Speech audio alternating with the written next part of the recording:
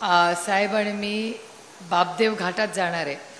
बापदेव घाटात जी दुर्दैवी घटना जी आपल्याला पुरंदरला आणि पुणे जिल्ह्याला आणि महाराष्ट्राला प्रचंड दुःख देणारी आणि अस्वस्थ करणारी जी घटना दुर्दैवी घडली, गेले 5 दिवस त्या घटनेला झालेत, पण आत्तापर्यंत पोलिसांना काहीच अजून पत्ता लागत नाही की ते नराधाम कोण होते।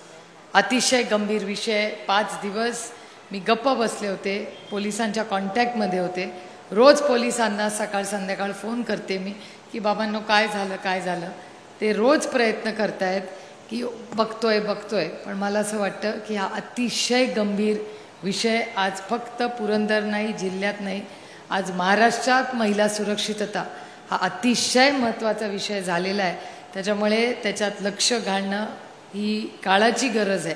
आणि ज्या कामांबद्दल आता ज्याचा उल्लेख संजय जगतापांनी केला, त्यांनी मला त्याचं बरंचसं श्रेय दिलं आहे, पण हे खरं नाही आहे।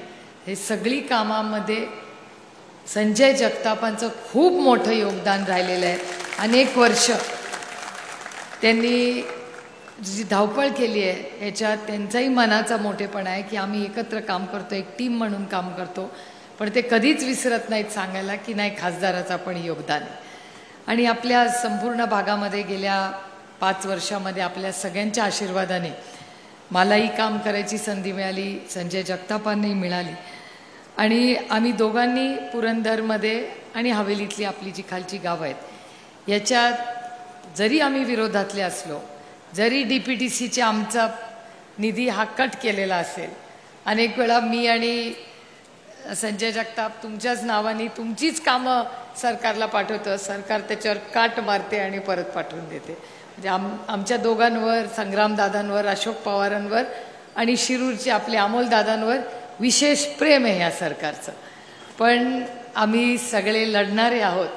त्याच्यामुळे जरी आत्ता कट मारली तर नोव्हेंबरपासून त्याला टिक येणार आहे। त्याच्यामुळे पुरंदरवाल्यांनी अजिबात काळजी करू नये। आता जेवढं क्रॉस करतील तेवढं तर मला बरं वाटतंय, कारण का संजय आपली असं ते वागले की आपली मतं वाढतात। मागच्या वर्षी ना मला वाईट वाटायचं की अरे असं कसं वागतायत, रिझल्ट आल्यावर कळलं की ती जितकी असं बोलतायत ना तेवढी आपली मतं वाढतात। त्याच्यामुळे मी वाट बघते अजून कट करा, कारण का 2 महिन्यांनी दुपटीने आम्ही करणार आहे। त्यामुळे मला काय फार विकासाची या कामाची चिंता पडत नाही, पण विकास कामं होत असताना आपल्या भागाचा सर्वांगीण विकास हा बरोबर रस्ता, पाणी, वीज सगळं होतच राहील, पण त्याच्याबरोबर महिला सुरक्षितता आणि नागरिक सुरक्षितता हा एक खूप गांभीर्याने घेण्याचा विचार आणि वेळ आज राज्याच्या, देशाच्या आणि आपल्या मतदारसंघाच्या समोर आहे। मला प्रचंड वेदना होतात तुम्हाला सांगताना, पण दौंडमध्ये आपल्याकडे अशी घटना झाली, पुण्यात झाली, आता आपल्या पुरंदरमध्ये झाली। काही म्हणजे मला जेव्हा आंदोलन करते तेव्हा वेदना होतात, कारण आपल्या पुण्यामध्ये असं कधीच नव्हतं। आपलं पुणे हे सुरक्षित पुणे होतं। आणि बापदेव घाटात तर आपण सगळे आठवड्याला 2-3 वेळा जातो। मी स्वतः दिवस रात्री सगळी जाते। अशा ठिकाणी अशी दुर्दैवी घटना होणं, संजय मला वाटतं आपण सगळ्यांनी थोडंसं पोलिसांकडे ह्याचा जास्त फॉलोअप करून त्या बापदेव घाटामध्ये जेवढं जास्त आपल्याला सुरक्षितता, आणि फक्त महिलांची नाही पुरुषांची सुरक्षितता ही महत्त्वाची आहे। कालच आपल्या मतदारसंघात खाली कात्रजच्या भागात एका वर्तमानपत्राचा एक रिपोर्टर आहे, तो वॉकला जात होता सकाळी 7:30 पावणे 8 वाजता, म्हणजे काय फार पहाटे अंधार वगैरे काही नाही, मागून आले, मोबाईल चोरला आणि घेऊन गेले। अशा सारख्या चोरीच्या घटना या आपल्या भागात पुण्यात वाढत आहेत। त्याच्यामुळे पुण्यामध्ये ड्रग्ज, पोर्सची ॲक्सिडेंटची केस, या सगळ्या गोष्टी पुण्यातच कशा होत आहेत मला कळतं, कारण का पुण्याला आपण शिक्षणाचं माहेरघर म्हणतो। आपल्याही पुरंदरमध्ये मला अभिमान वाटतो नेहमी सांगताना की राज्यात सगळ्यात जास्त शिक्षक हे पुरंदर तालुक्यातले, ह्याचा आम्हाला सार्थ अभिमान आहे। आणि त्यातून उत्तम शेती। कालच योगायोगाने इंदापूरवरनं अमोलदादा साहेब आणि मी हेलिकॉप्टरनी आम्ही पुरंदरवरनंच गेलो, इंदापूर, बारामती आणि पुरंदर करून। आणि पुरंदरला आल्यावर सगळी जी पाण्याची परिस्थिती आहे किंवा शेततळी, आदरणीय पवारसाहेबांनी जेव्हा शेततळाचा उपक्रम घेतला तेव्हा ह्या भागात सगळ्यात जास्त शेततळी कोणी घेतली असतील तर पुरंदरच्या कष्ट करणाऱ्या शेतकऱ्यांनी घेतली आणि आज त्याचा उपयोग आपल्याला सगळ्यांना येतोय। मला आज कळलेलं आहे की मला कोणीतरी इथे एक सीताफळाचा हार देणार आहे। मी अजून काय आलेला नाही, मी त्याचीच वाट बघतेय।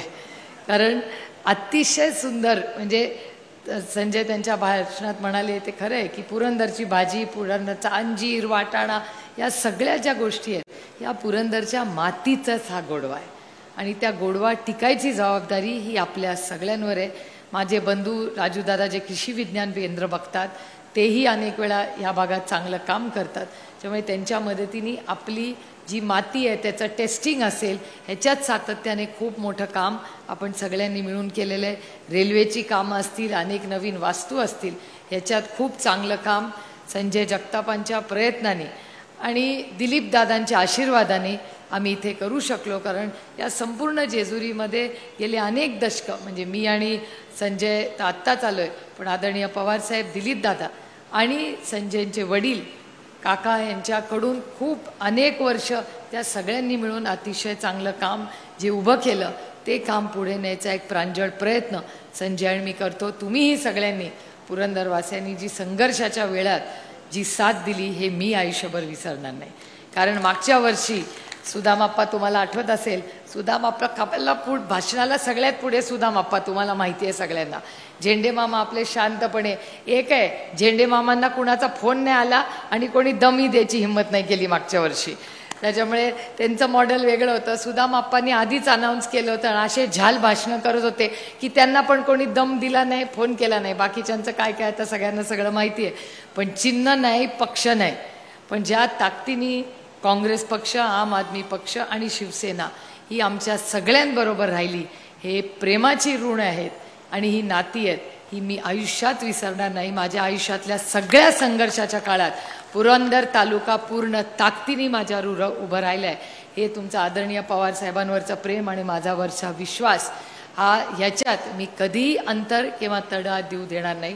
आज कार्यक्रमाला उशीर झाला आहे म्हणून पण फार वेळ येणार नाही, पण ह्या संपूर्ण भागात हा जो चेहरा मोहरा आज जेजुरीचा आणि पुरंदरचा बोलतोय त्याच्यात सिंहाचा वाटा कुणाचा असेल तर तो आपल्या लाडक्या संजय जगतापांचा आणि त्यांना साथ दिलेल्या सगळ्या तुम्ही कार्यकर्ते, पदाधिकारी, तुमच्या सगळ्यांचं मनापासून कौतुक करते, आभार मानते। रामकृष्ण हरी तर म्हणीनच, पण त्याबरोबर येळकोट येळकोट, जय मल्हार।